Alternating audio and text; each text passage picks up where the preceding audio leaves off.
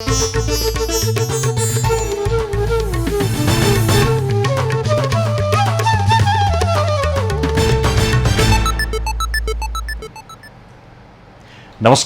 यो एभिन्यूज खबरको संकेत हो। तपाईं अहिले एभिन्यूज एट 7 मा हुनुहुन्छ। म सुशील खतिवडा। प्रारम्भमा मूल खबर। नागरिकता विधेयक छिट्टै प्रमाणीकरण हुने दाहालको भनाई, राष्ट्रपतिले ढिलाइ गर्न नहुनेमा जोड। मलाई लाग्छ ढिलो नहुनु पर्थ्यो। समानुपातिक प्रणालीतर्फको निर्वाचन कार्यक्रम स्वीकृत, उम्मेद्वारको बन्द सूची बुझाउने समय असोज 2 र 3 गते।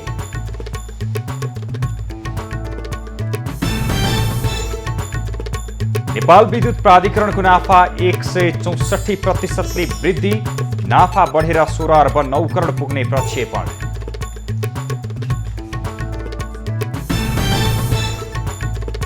नेपालमा कोरोना संक्रमणबाट थप 3 जनाको मृत्यु, 24 घण्टामा 868 संक्रमित थपिए, सक्रिय संक्रमितको संख्या 5800 नाघ्यो।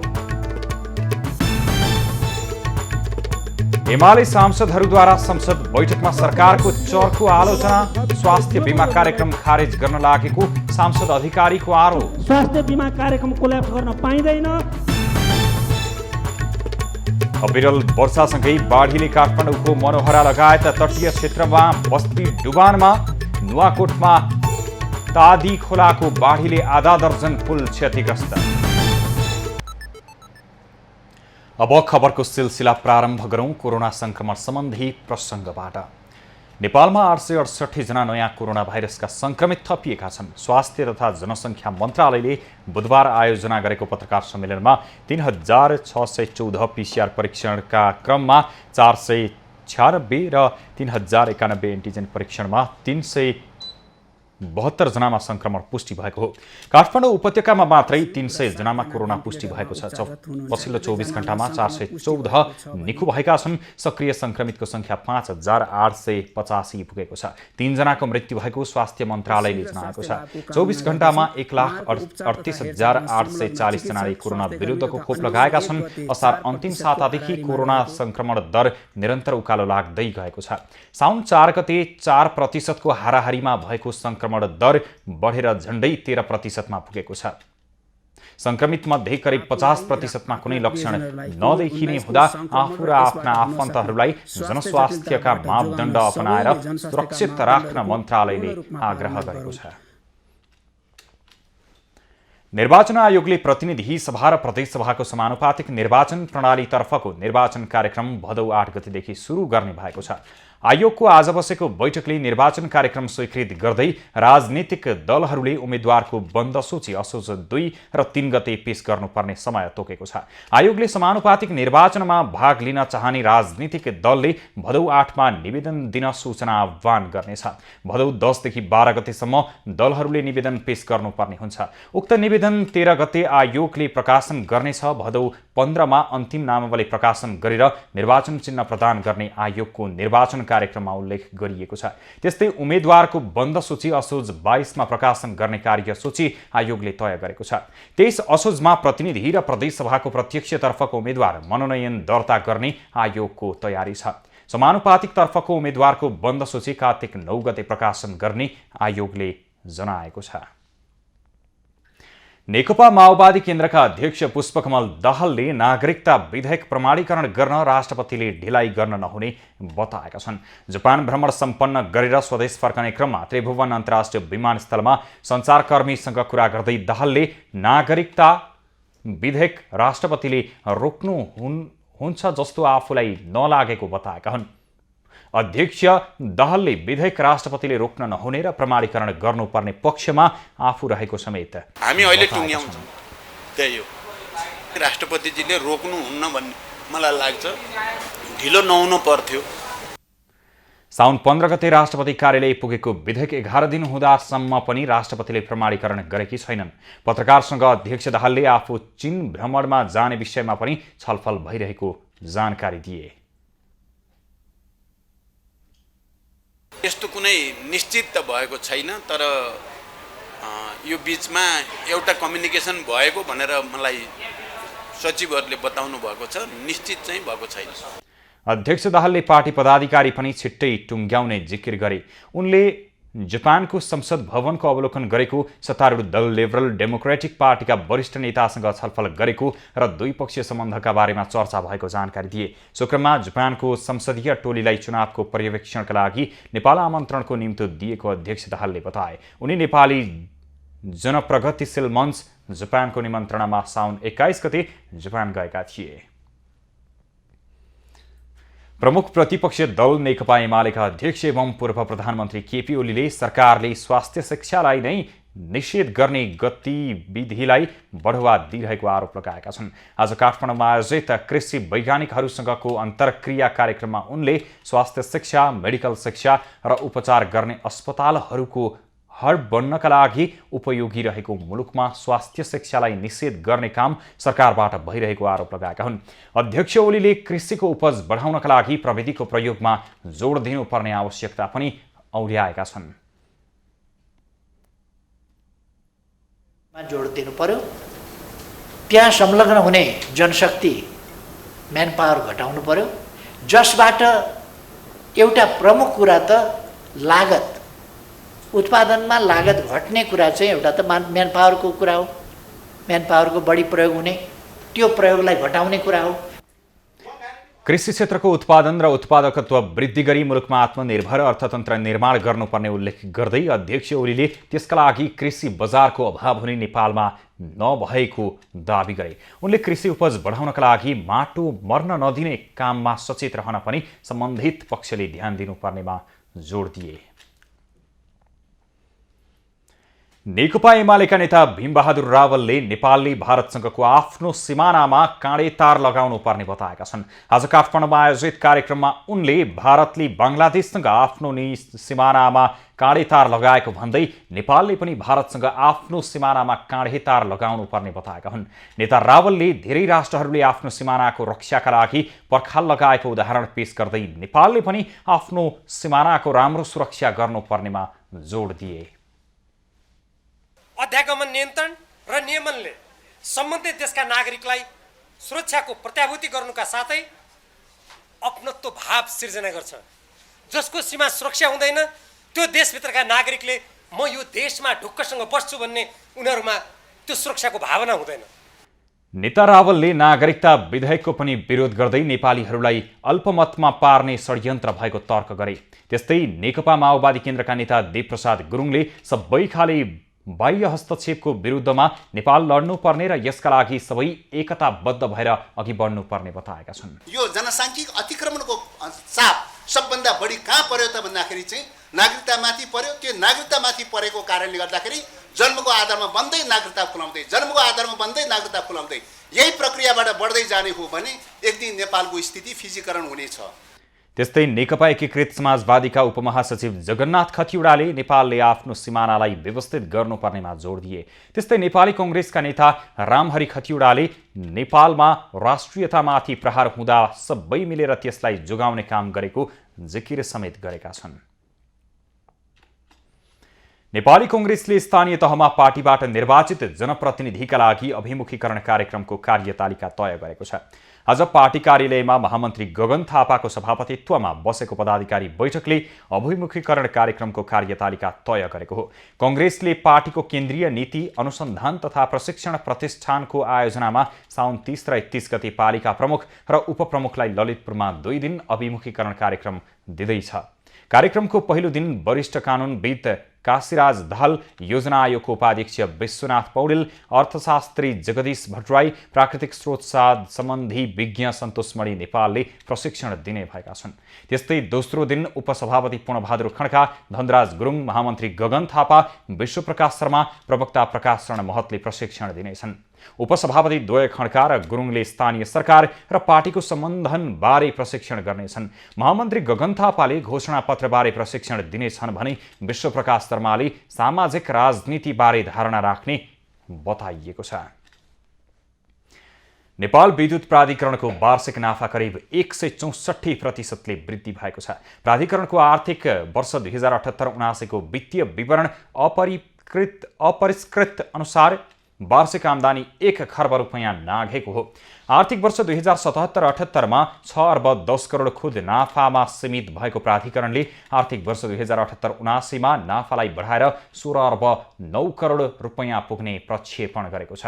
यससँगै सार्वजनिक संस्थाहरूमध्ये सबैभन्दा बढी आम्दानी भएको र नाफा आर्जन गर्ने संस्था प्राधिकरण बनेको छ। ऊर्जा खपत 27% वृद्धि तथा विद्युत निर्यात वृद्धि हुँदा प्राधिकरणको नाफा बढेको हो। आर्थिक वर्ष 2072-73मा 8 अर्ब 89 करोड रुपैयाँ घाटामा रहेको प्राधिकरण त्यसपछिका वर्षहरूमा निरन्तर नाफामा छ। प्राधिकरणले विद्युत बिक्रीबाट 88 अर्ब रुपैयाँ आम्दानी गरेको छ। अहिले दैनिक करिब 364 मेगावाटदेखि करिब 400 मेगावाटसम्म विद्युत भारततर्फ निर्यात भइरहेको छ। विद्युत चुहावट पनि 15.38%मा झरेको छ। आर्थिक वर्ष 2078-79मा विद्युत पिक डिमान्ड 1747 मेगावाट पुगेको छ। विद्युत प्रयोग गर्ने ग्राहकको संख्या सामुदायिक सहित 53 लाख पुगेको छ। मंगलबार राति परेको भारी वर्षासँगै मनोहरा खोलामा बाढी आउँदा काठमाडौँ उपत्यकाका नदी र खोला आसपासको सुकुम्बासी बस्ती डुबानमा परेको छ। बस्ती डुबानमा परेसँगै त्यस क्षेत्रमा बसोबास गर्दै आएका सुकुम्बासी समस्यामा परेका छन्। विशेष खबरको साथमा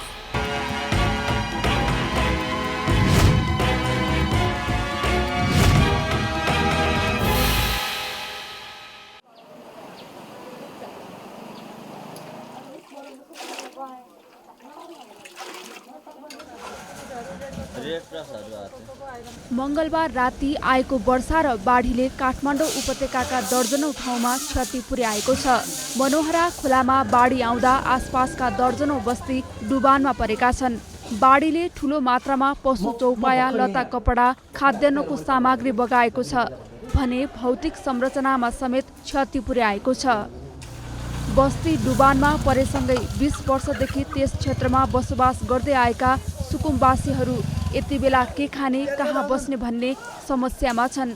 बाढी प्रभावितले तत्काल राहतको व्यवस्था गरिदिन सरकारसँग माग पनि गरेका छन्। चाँडोभन्दा चाँडो यो सरकार अथवा राज्य सरकार, स्थानीय सरकार र चाहिँ केन्द्रीय सरकारले चाहिँ उहाँहरूलाई घाँसबासको चाहिँ पहिलो प्राथमिकता चाहिँ मान्छे बाँच्नको लागि घाँसबासको आवश्यकता पर्दछ, घाँसबासको व्यवस्था गरिदिनुपर्छ भन्ने हाम्रो चाहिँ माग रहेको छ। जनप्रतिनिधिहरूले भोट माग्न आउँदा खोला तटबन्धन गरिदिने, बसोबासका लागि उचित व्यवस्था गरिदिने लगायतका आश्वासन दिने तर पछि व्यवस्था गर्ने गरेको आरोप सुकुम्बासीले लगाएका छन्। समस्या भएर चाहिँ हामीलाई अब केही गरिदिनु भयो भने राम्रो हुन्छ भन्ने अब एउटा माग छ हामीलाई, होइन? अलि सुरक्षित गरिदिनु भयो भने राम्रो। अब बालबच्चा बचाउनु पनि मुस्किल भइसक्यो। अब हामी अलि धनी भएको भए त यस्तो ठाउँमा पनि बस्दैन होला हामी। अब गरिब अब त्यही हो, ज्यान पाल्नको लागि भयो भने बसिरहेछौँ हामी। यहाँबाट सम्पत्ति कम ल्याउन पाउँथ्यौँ भन्ने नेताहरूको धारणा यही हुँदो रहेछ। हामी गरिबको कहीँ गए नि उठी बास हुँदो रहेछ, जहीँ गए पनि सुकुम्बासीको बास हुँदो रहेछ भनेपछि खोलो तटबन्धन बाँधिदिएको थियो नेताहरूले भने आज हाम्रो यो हालत हुँदैन थियो। हामीले न लुगा भन्न पायौँ, न चामल भन्न पायौँ, न भात भन्न पायौँ। खोला आसपासको क्षेत्रलाई बसोबास स्थल बनाउँदै आएका सुकुम्बासी हरेक वर्ष डुबानमा पर्ने गरेका छन्। मंगलबार राति पनि मनोहरा नदीमा आएको बाढीका कारण आसपासका दर्जनौं बस्तीहरू डुबानमा परेका छन्। प्रहरीले डुबानमा परेका र सम्भावित जोखिम रहेका करिब 350 जनालाई उद्धार गरेको जनाएको छ। त्यस्तै शङ्खरापुर नगरपालिका 6 र 9 तथा कागेश्वरी मनोहरा नगरपालिका 4बाट 17 जनालाई उद्धार गरिएको छ। त्यस्तै पेप्सीकोला क्षेत्रबाट 15 जनालाई उद्धार गरिएको छ। क्यामेरामा कुमार मानन्थरका साथ निशा देउजाको रिपोर्ट।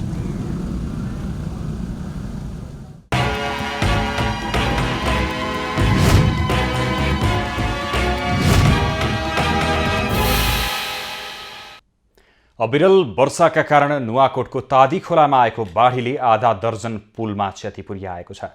तादी खोलामा बाढी आउँदा खोलामाथि निर्माण भएका अधिकांश पुलमा क्षति पुगेको हो। पुलमा क्षति हुँदा जिल्लाको पूर्वी भेगका विभिन्न स्थानमा यातायात समेत अवरुद्ध भएको छ। बाढीले दुप्चेश्वर, राउतबेसी, तादीको 7 बेसी, पञ्चकन्या, थप्रेक पुलमा क्षति पुर्याएको हो। त्यस्तै पञ्चकन्या अप्र र तादी 52 बेसी जोड्ने पुल, पञ्चकन्याको सिमारा फाँट र लेखु सूर्यमती र ढिकुरे बजार जोड्ने पक्की पुलमा पनि क्षति पुर्याएको छ। ढिकुरे पुलमा क्षति पुग्दा नुवाकोटबाट काठमाडौँ जाने सबैभन्दा छोटो मार्ग ढिकुरे छहरे टोखा सडक खण्डमा यातायात अवरुद्ध भएको छ। तादी खोला आसपासका धान खेतहरूमा पनि बाढीले क्षति पुर्याएको छ। तादी खोलामा करिब 3 दशक यताकै सबैभन्दा ठूलो बाढी आएको स्थानीयले बताएका छन्। त्यसैगरी बाढीका कारण रसुवाको उत्तरगया गाउँपालिका 5 मा पासाङ लामो सडक खण्ड भासिएको छ। बैत्रावती कालिका स्थान पक्की सडक खण्डको बनुवा भन्ने स्थानबाट खसेको पहिरोका कारण सडक पूर्ण रूपमा अवरुद्ध भएको प्रहरीले जनाएको छ। प्रहरीले बैत्रावती मैलुङ सडकमा समेत क्षति पुर्याएको जनाएको छ। काठमाडौँको बालाजुको 22 धारा र बाइपासको बीचमा रहेको जुत्ता कारखानामा आज भीषण आगलागी भएको छ। बिहान करिब 11:30 बजेतिर उद्योगमा लागेको आगो करिब 2 घण्टामा नियन्त्रणमा लिएको हो। करिब 400 सुरक्षाकर्मी, बारुद यन्त्र र स्थानीयको प्रयासमा आगो नियन्त्रणमा लिएको हो।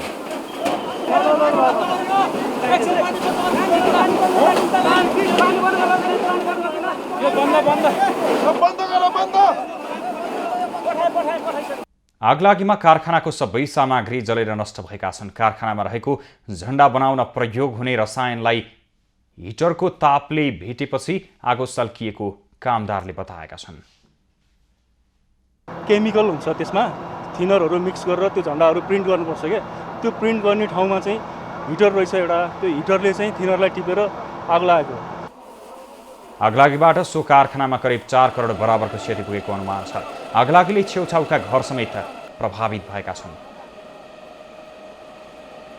मेरो दसैँको बेलालाई भनेर जुत्ता बनाइरहेको थियो। जुत्ता बनाएको जुत्ता त्यत्तिकै थियो, मेटेरियल टन्नै थियो। यो दसैँको लागि भनेर चाहिँ दसैँमा अब हाम्रो सिजन आउने भनेको चितवनमा एउटा ब्रान्च खोल्न भनेर चाहिँ उहाँ डेकोरेसन गरिरहेको थियो। त्यसको लागि सामान रेडी गरिरहेको थियो। 4 करोडभन्दा बढी चाहिँ क्षति भयो। अब जुत्ताहरू स्टोर भएको र प्रज्वलनशील पदार्थ धेरै भएकाले आगो चाँडो फैलिएको प्रहरीले जनाएको छ। बालाजु औद्योगिक क्षेत्रमा रहेको नेवीको बिस्कुट कारखानामा पनि केही समय अघि आगलागी भएको थियो। यसैबीच गृहमन्त्री बालकृष्ण खाँडले जुत्ता कम्पनीमा भएको आगलागीबाट पुगेको क्षति र आगलागी नियन्त्रणबारे चासो व्यक्त गर्दै सम्बन्धित निकायसँग जानकारी दिएका छन्। वैदेशिक रोजगार विभागको टोलीले काठमाडौँको लाजिमपाटमा रहेको अल्ताक्वित सर्भिस म्यान पावर कम्पनीमा छापा मारेको छ।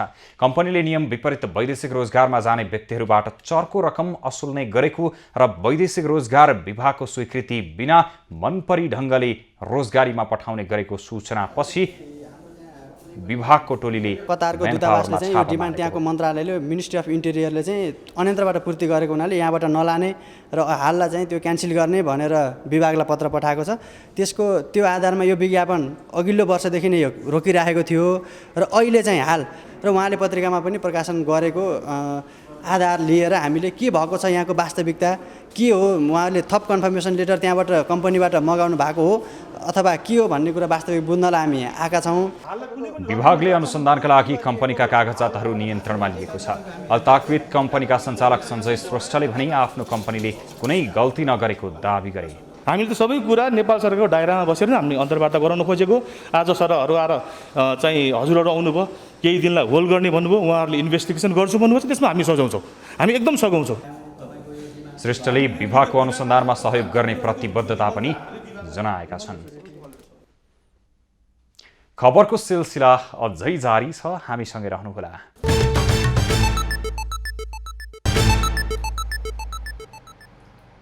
अब बाँकी खबर। नेकपा एमालेका सांसद खगराज अधिकारीले स्वास्थ्य बीमा कार्यक्रममा देखिएका जटिलता हटाएर प्रभावकारी बनाउन सरकारको ध्यान आकर्षण गराएका छन्। आज प्रतिनिधि सभा बैठकमा उनले सरकारले स्वास्थ्य बीमा कार्यक्रमलाई खारेज गर्न लागेको आरोप लगाएका हुन्।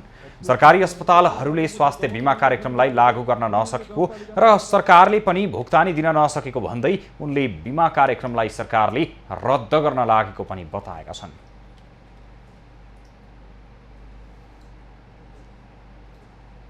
हामीले बारम्बार यहाँ उठाएका छौँ, स्वास्थ्य बीमा कार्यक्रम कोल्याप्स गर्न पाइँदैन, अपाङ्ग भएका जनताको स्वास्थ्यमाथि खेलवाड गर्न पाइन्न। स्वास्थ्य बीमा कार्यक्रममा आबद्ध सबैलाई स्वास्थ्य बीमा कार्यक्रममा समाहित गर्नको निम्ति सरकारी स्वास्थ्य क्लिनिकहरू, स्वास्थ्य संस्थाहरू र प्राइभेट समेतलाई यो स्वास्थ्य बिमा ऐन अन्तर्गत जुन जुन कुराको सुविधा छ त्यो सुविधा दिनका निम्ति जोरदार माग संसदीय दलको तर्फबाट गर्न चाहन्छु। एमाले सांसद महेश बस्नेतले महान्यायाधिवक्ता खम्बबहादुर खातीलाई तत्काल निलम्बन गर्न माग गरे। महान्यायाधिवक्ता खातीले पदमा बसेर विवादित कामहरू गरेको आरोप उनको छ। नेपाल सरकारको महान्यायाधिवक्ता जस्तो गरिमामय पदमा बसेको र सरकारवादी मुद्दाको वकालत गर्नुपर्ने यस्ता विवादित, यस्ता फटा, यस्ता ठग, यस्ता अपराधी व्यक्तिहरूलाई कुनै हालतमा राख्नुहुन्न र तत्काल प्रधानमन्त्रीले खम्बबहादुर खातीजीलाई निलम्बन गर्नको लागि म हार्दिक अनुरोध गर्न चाहन्छु, हार्दिक माग गर्न चाहन्छु। सांसद बस्नेतले देशभर बाढीबाट धनजनको क्षति भएको भए पनि प्रधानमन्त्री र गृहमन्त्रीले राहत र पुनर्स्थापना गर्ने सम्बन्धमा उदासीनता देखाएको गुनासो समेत गरे। प्रतिनिधि सभा बैठकले तथ्याङ्क विधेयक 2078 बहुमतले पारित गरेको छ। प्रधानमन्त्री शेरबहादुर देउबाका तर्फबाट गृहमन्त्री बालकृष्ण खाँडले राष्ट्रिय सभाको सन्देश सहितको सो विधेयक बैठकमा निर्णयार्थ प्रस्तुत गरेका थिए। गृहमन्त्री बालकृष्ण खाँडले ऐनलाई समय सान्दर्भिक बनाउन र तथ्याङ्क सम्बन्धी आवश्यकता पूरा गर्न विधेयक अघि बढाइएको बताएका हुन्। लिएको तथ्याङ्क सम्बन्धीको हाम्रो आवश्यकतालाई व्यवस्थापन गर्नको लागि तथ्याङ्क सम्बन्धी कानुनलाई संशोधन र एकीकरण गर्न विधेयक संसदमा प्रस्तुत गरिएको हो। तथ्याङ्क सङ्कलन गर्नु सरकारको दायित्व रहेको र देशभरका हरेक विषयको तथ्याङ्क सङ्कलन र उपयोग गर्न पनि यसले सहयोग गर्ने मन्त्री खाँडको भनाइ छ। विधेयकमाथिको छलफलमा भाग लिँदै सांसदहरूले तथ्याङ्कको विश्वास स्तरको मान्यता, शुद्धता, गोपनीयताको विषयलाई समेत ध्यान दिनुपर्नेमा जोड दिएका छन्। सरकारसँग तथ्याङ्क राम्रो छैन, जनताको तथ्याङ्क छैन, शिक्षाको तथ्याङ्क छैन, स्वास्थ्यको तथ्याङ्क छैन र बिमा निजीकरण। आज पनि रेडियोभरि यही समाचार छ, बिमा निजीकरण हुने भयो भनेर। जनताको सरकार बलियो हुन्छ। अब यो सरकार जनताको हो कि कुनै विदेशीको हो, त्यो प्रश्न चाहिँ उठिरहेको छ। त्यसकारण यो तथ्याङ्कको विषयमा सरकारसँग बन्दोबस्त छैन। सारा युवालाई विदेश पठाउने, कुन देश विकास भएको छ युवालाई विदेश पठाएर? तथ्याङ्क कार्यालयलाई अब साधन सम्पन्न बनाउनु र अब चाहिँ फेरि अब अहिले हामी प्रविधि विज्ञान प्रविधिको प्रयोग गरिकन तथ्याङ्क सङ्कलन गर्ने, त्यसको सही प्रयोग गर्ने, त्यसको चाहिँ स्टोर गर्ने र त्यसको वैधतालाई कायम गर्ने सवालमा पनि त्यत्तिकै चनाख हुनुपर्ने अवस्थाहरू छन्। विधेयकमा के देखिन्छ भने एउटा परिषदको परिकल्पना गरेको छ। एउटा परिषद भनिसकेपछि त्यो एउटा इन्डिपेन्डेन्ट अर्गनाइजेसन जुन छ, परिषदले आफ्नै तरिकाले निर्णय गर्न सकिन्छ र यो परिषदको गर्न सक्ने कामहरू, कर्तव्यका बारेमा यो विधेयकमा प्रष्टसँग उल्लेख भएको छ। त्यसले गर्दाखेरि जे जस्ता कुराहरू अहिले संशोधनको बारेमा आएका कुराहरूलाई चाहिँ सम्बोधन भइसकेको जस्तो मलाई लाग्छ। सांसदहरूले देशको सामाजिक, आर्थिक लगायतको विकास कसरी गर्ने भन्ने कुरा तथ्याङ्क बिना सम्भव नरहेकाले तथ्याङ्कलाई व्यवस्थित बनाउनु पर्नेमा जोड दिए। राष्ट्रिय सभाबाट सन्देश सहित प्राप्त शपथ सम्बन्धी विधेयक 2079 प्रतिनिधि सभाबाट पारित भएको छ। आज बसेको बैठकमा सो विधेयक बहुमतले पारित भएको हो। यसअघि सांसदहरूले उठाएको जिज्ञासामा कानुन, न्याय तथा संसदीय व्यवस्था मन्त्री गोविन्द प्रसाद कोइरालाले सार्वजनिक पद धारण गर्ने व्यक्तिले म मुलुकको कानुनप्रति प्रतिबद्ध छु र त्यसलाई 100% कार्यान्वयन गर्छु भन्ने स्वघोषणाका रूपमा शपथलाई लिएको उल्लेख गरिएको छ। अहिले ल्याएको विधेयकमै यो कुरा छ, किनभने संविधान र कानुनप्रतिको एडेरेन्स उसको प्राइमरी कन्डिसन हो। म चाहिँ मुलुकको संविधान र कानुनप्रति म चाहिँ प्रतिबद्ध छु र त्यसको पालना गर्नेछु भन्न बित्तिकै जम्मै लजहरूले वर्जित गरेका कुराहरू हुन्। त्यसैले त्यसलाई डिटेलमा भनिरहनु आवश्यक हुँदैन। विधेयकमाथिको छलफलमा भाग लिँदै सांसदहरूले सार्वजनिक पद धारण गरेका व्यक्तिलाई विधेयकले स्वअनुशासन र जिम्मेवार बनाउने मलाई लाग्छ जब विधेयक बन्यो, विधेयक बनिसकेपछि विरोधमा भएका कति कमजोरीहरूलाई राष्ट्रिय सभामा छलफल गर्दाखेरि करेक्सन भइआएको देखिन्छ। अब संविधान त पहिलादेखि नै थियो, पञ्चायत कालदेखि, त्योभन्दा अगाडि पनि संविधानमा लेखेको सबै भइदिएको भए त यो शपथको ब्यौरै चाहिएन नि। यो चिजलाई मर्यादित भनिन्छ भनेर कि व्याख्या ल्याउँ, त्यो कारणले संशोधन मैले त्यही सम्बोधन नभएकाले सम्माननीय सभामुख महोदय मार्फत म प्रस्ताव फिर्ता नलिने कुरा अनुरोध गर्दछु सभामुख महोदय। ऐन कार्यान्वयनमा आएपछि अब शपथ खानेले ईश्वरको नाममा वा देश र जनताको नाममा शपथ खान सक्ने विकल्प राखिएको छ। तत्कालीन प्रधानमन्त्री केपी ओलीले राष्ट्रपति विद्या भण्डारीसँग शपथ लिने बेला शपथमा रहेको प्रतिज्ञा गर्दछु शब्द उच्चारण नगरी त्यो पर्दैन भनेपछि नयाँ विधेयक मस्यौदा भएको हो। प्रतिनिधि सभा सदस्यहरूले समसामयिक विषयका सरकारको ध्यानाकर्षण गराएका छन्। संसद बैठकमा सांसदहरूले उठाएका मुद्दाहरू आजको हामीलाई भन्नु छ।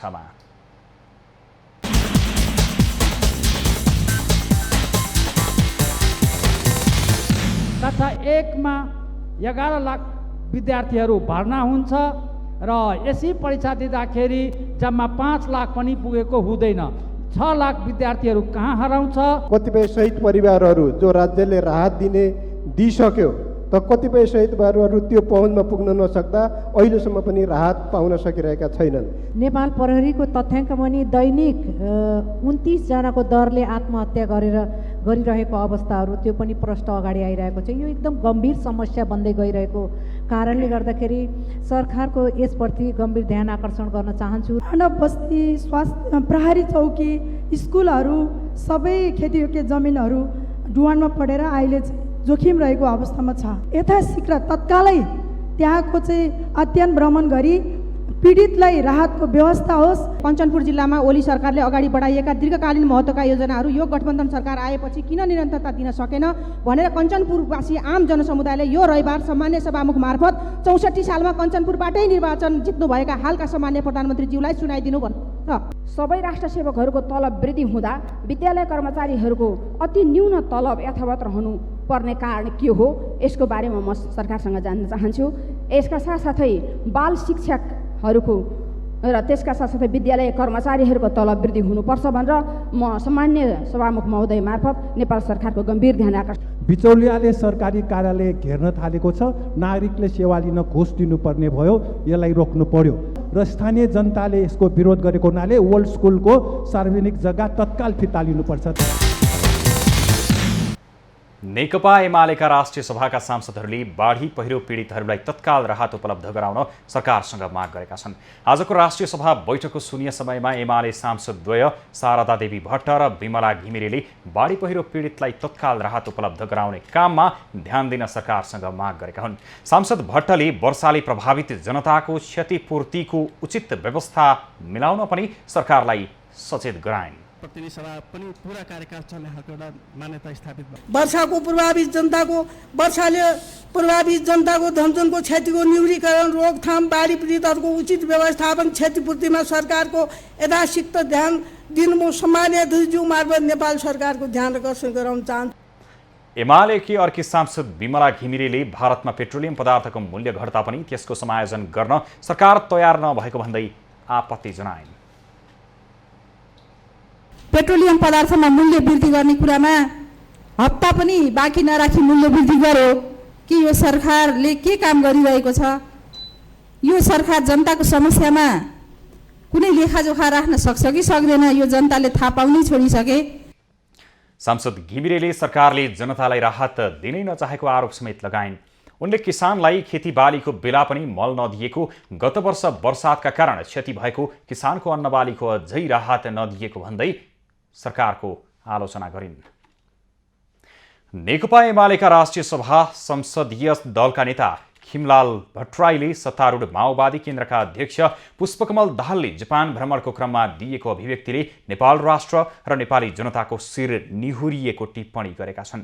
राष्ट्रिय सभा बैठकमा भट्टराईले नेपालमा एक पटक पनि नआएका तत्कालीन प्रधानमन्त्री सिन्जो आबे नेपालमा आएको बेला 2-3 पटक दुई मुलुकको हितको विषयमा कुरा भएको भनेर सिङ्गो मुलुकको शिर निहुरियाएको बताएका हुन्। नेता भट्टराईले पूर्व प्रधानमन्त्री र सत्तारूढ दलको जिम्मेवार नेता दाहालले नेपाल भ्रमणमै नआएका आबेबारे सिन्जो आबे अति हल्का टिप्पणी गरे। नेपाल आएको बेलामा 2-3 पटक कुराकानी भएको छ उहाँसँग, नेपालको आपसी हितको बारेमा, नेपाल जापानको आपसी हितको बारेमा 2-3 पटक कुरा भएको छ। विकास निर्माणको बारेमा गौरवको साथमा उहाँले भन्नुभयो।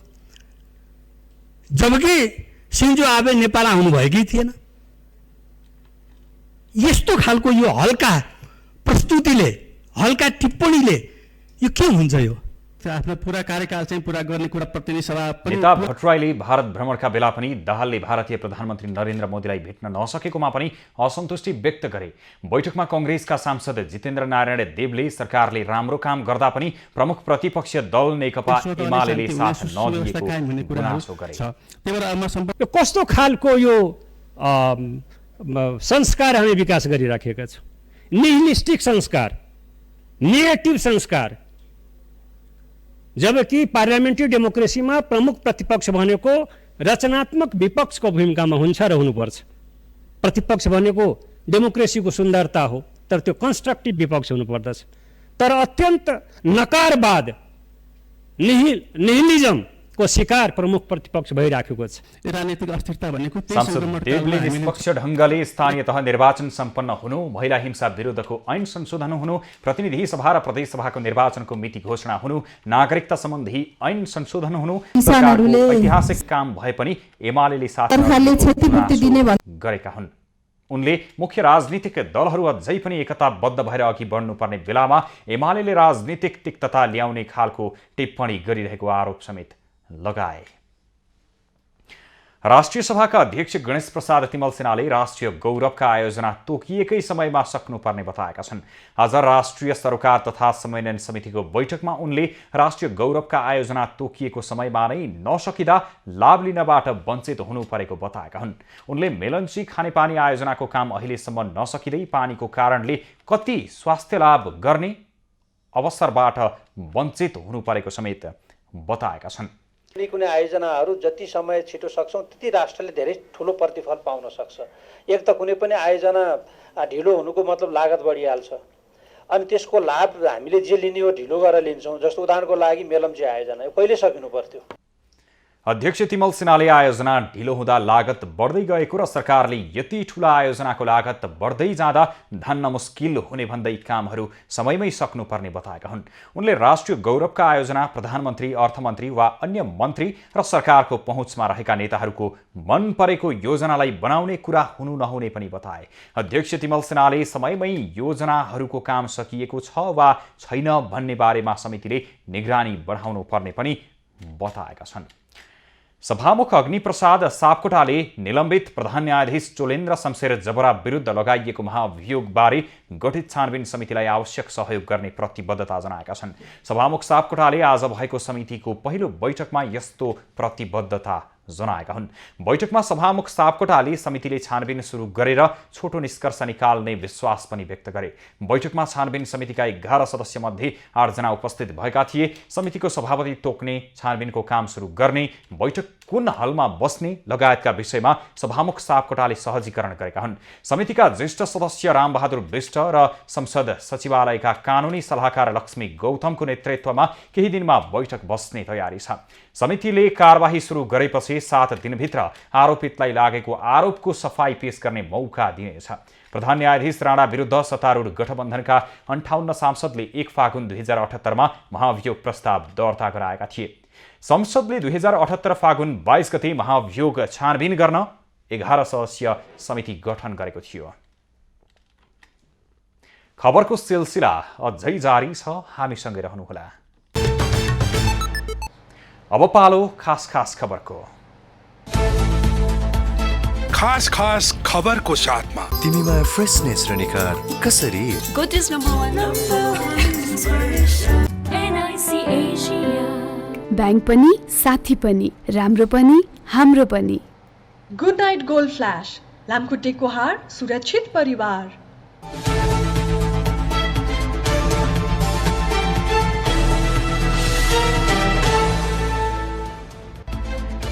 काठमाडौँ उपत्यकामा हैजाका बिरामीको संख्या 45 पुगेको छ। पछिल्लो पटक भक्तपुरको ठिमी, काठमाडौँ महानगरपालिका 12 र नागार्जुनमा हैजाका बिरामी पुष्टि भएका हुन्। अधिकांश बिरामीमा हैजाको स्रोत पानी रहेको स्वास्थ्य मन्त्रालयले जनाएको छ।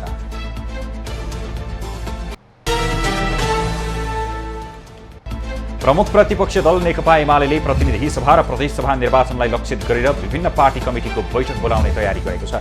मङ्सिर 4 गते हुने निर्वाचनलाई लक्षित गरेर एमाले केन्द्रीय सचिवालय, स्थायी कमिटी, पोलिट ब्युरो हुँदै केन्द्रीय कमिटी बैठक बोलाउने तयारी गरेको हो। भदौ 15 गतेभित्र पार्टी कमिटीका सबै बैठक बसेर चुनावी कार्य योजना सहितको रणनीति तय गर्ने एमालेको तयारी छ। निर्वाचन आयोगले प्रतिनिधि सभा सदस्य तथा प्रदेश सभा सदस्यको निर्वाचनलाई ध्यान दिएर मतदाता नामावलीलाई अध्यावधिक तथा दाबी विरोधको प्रक्रिया प्रारम्भ गर्ने भएको छ। अध्यावधिक कार्यक्रम अनुसार भदौ 12 देखि 19 गतेसम्म मतदाता नामावली अध्यावधिकको कार्यक्रम निर्वाचन कार्यालयमा सञ्चालन हुनेछ। नामावली अध्यावधिक कार्यका लागि इमेल, फ्ल्याक्स तथा अनलाइन समेतबाट निवेदन दिने व्यवस्था रहेको छ। विवेकशील साझा पार्टीको अध्यक्षबाट राजीनामा दिएका रविन्द्र मिश्रले आफ्नै नेतृत्वमा आसन्न सङ्घीय निर्वाचनमा सहभागी हुने प्रयोजनका लागि दल दर्ताका लागि निर्वाचन आयोग जान प्रस्ताव अघि सारेको छ। उनले केन्द्रीय सदस्यहरूलाई पत्र पठाउँदै यस्तो प्रस्ताव अघि सारेका हुन्। दल दर्ता नगर्नु, तराजु चुनाव चिन्हमा चुनाव लड्न चाहने र पार्टीप्रति प्रतिबद्ध भएर बस्ने सबैका लागि अन्याय हुने मिश्रले पठाएको पत्रमा उल्लेख गरिएको छ। वन तथा वातावरण मन्त्रालयका सचिव प्रेमनारायण कणेलले वातावरण र वन ऐनको संशोधन गर्नुपर्ने आवश्यकता रहेको बताएका छन्। आज संसदको राष्ट्रिय सरोकार तथा समन्वयन समितिको बैठकमा उनले नेपालका धेरै ठाउँमा सडकको स्तरोन्नति गर्नुपर्ने आवश्यकता रहेको बताएका हुन्। उनले अहिलेको वातावरण ऐनले अहिलेको आयोजनाको माग र दिगो विकासको माग ठान्न नसक्ने बताए।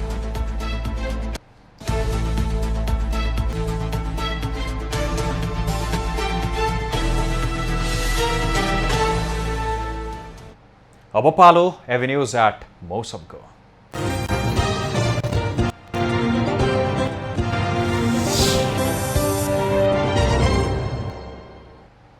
पछिल्लो 24 घण्टामा प्रदेश 1 बागमती, गण्डकी र लुम्बिनी प्रदेशका 1-2 स्थानमा मेघगर्जन, चट्याङ सहित हल्कादेखि मध्यम किसिमको वर्षा भयो। आज राति देशभर आंशिकदेखि सामान्य बदली रहनेछ। प्रदेश 1 बागमती प्रदेश, गण्डकी प्रदेशका केही स्थानमा र बाँकी प्रदेशका थोरै स्थानहरूमा मेघगर्जन, चट्याङ सहित हल्का र मध्यम वर्षाको सम्भावना रहेको जल तथा मौसम पूर्वानुमान महाशाखाले जनाएको छ। आज काठमाडौँ उपत्यकाको अधिकतम तापक्रम 30 डिग्री सेल्सियस र न्यूनतम तापक्रम 20 डिग्री सेल्सियस मापन गरियो।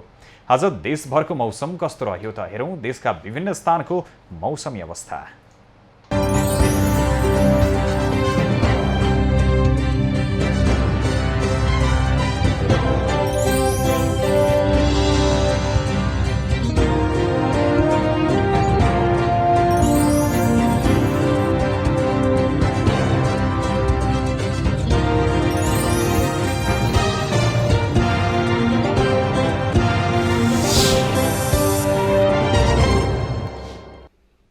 अहिलेलाई खबरको क्रम यति नै। एभेन्यूज खबरका सहित अन्य विस्तृत खबरका लागि www.avenews.tv लगइन गर्न सक्नुहुनेछ। युट्युब, फेसबुक र ट्विटरमा पनि हामीलाई फलो गर्न सकिनेछ।